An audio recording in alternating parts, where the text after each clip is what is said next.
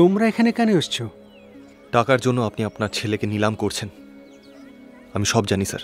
বিজনেসে লাগানো টাকা আপনার পার্টনাররা ফেরত চাওয়াতে আপনি বাধ্য হয়েছেন শেষমেশ জিকের সাথে হাত মেলানোর জন্য। ওর কথাতেই ছেলের অন্য জায়গায় বিয়ে দিচ্ছেন আপনি। আপনি একবার দাদার সাথে কথা বলে নিতেন। এত বড় অঙ্কের টাকা রাজারামবাবু দিতে পারবেন না, 50 কোটি। এবার বুঝতে পেরেছ? আমার সমস্যা তোমরা মেটাতে পারবে না।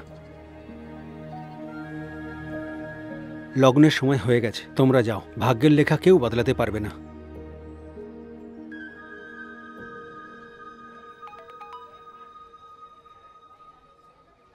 $50 কোটি?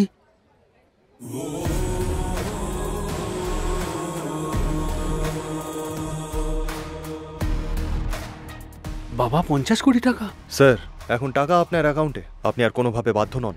এবার আপনি কি করবেন? মশাই, শুভ মুহূর্ত বেরিয়ে যাচ্ছে তো। টাকা তো এসে গেছে, কিন্তু ভেতরে রুদ্রপ্রতাপকে... সেটা আমি দেখে নিচ্ছি।